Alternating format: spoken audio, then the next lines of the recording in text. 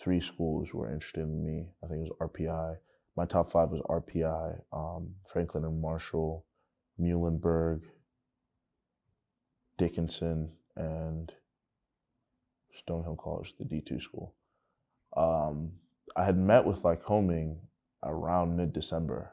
Coach Serma came to talk to me, and as soon as he hands me the flyer, I'm like, oh hell no. I'm like, oh no, absolutely not. I read that there's 1,800 people at the school. I'm like, no, no, thank you. And immediately after we meet, I throw the flyer, like the little dossier he gave me. I like find the nearest recycling bin that was out of his sight and just slide it right in. Don't say a word. Move on. Why this immediate reaction?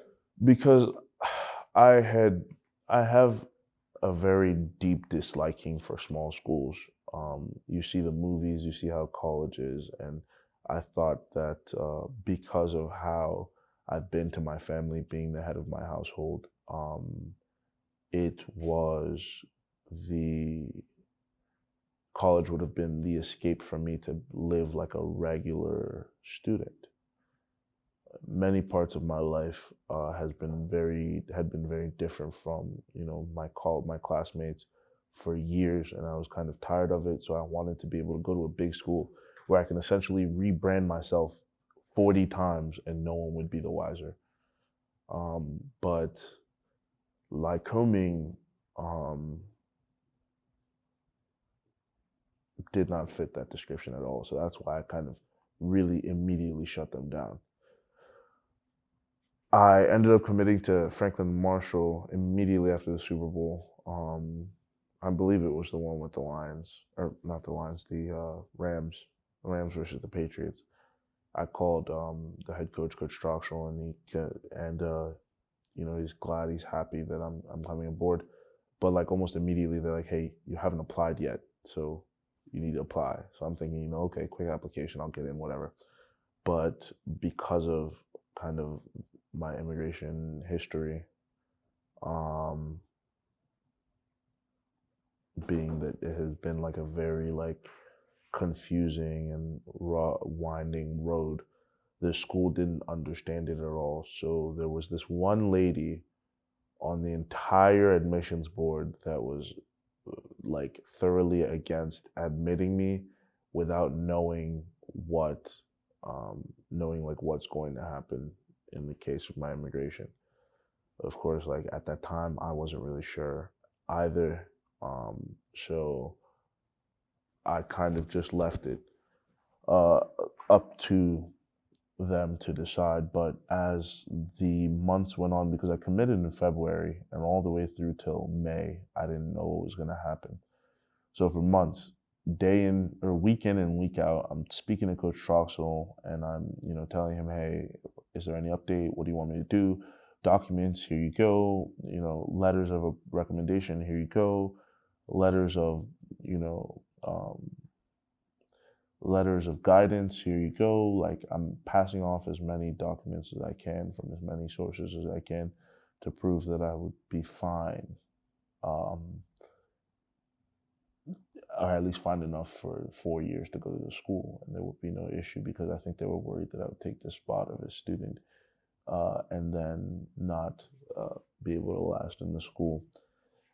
Um, Many people were upset with that because they said, why would that be a reason to hold you back from getting accepted, considering the fact that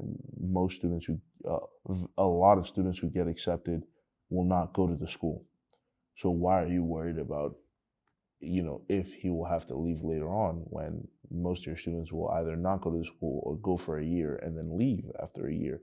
And you're going to have a constant, revolving door of students as the classes go on. The classes aren't set in stone. It's not like you accept 90 students commit, 90 students stay for 4 years, 90 students graduate together. It will never be like that for most colleges. Family things happen, different things happen for students that I'm sure we can all relate to that would have us leave for somewhere else. But so Coach Troxel introduced me to Coach Clark. He goes, Lycoming, their board of admissions is more understanding, and so, you know, at least we want you to be able to keep playing football, and then hopefully we're not messing up your college career. So I was very happy. I was very grateful that uh, Coach Troxel saw me as a very good person, and so he wanted to help me in any way possible. But as soon as I read that Coach Clark was the head coach of Lycoming, I'm like, man, like, darn. I was like, man, no, not Lycoming again. How do I get out of it this time?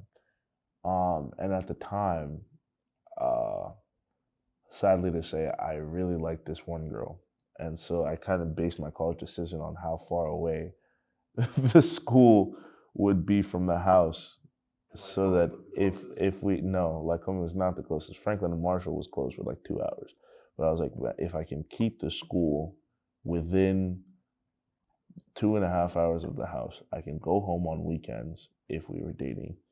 I can go home on weekends and then be able to.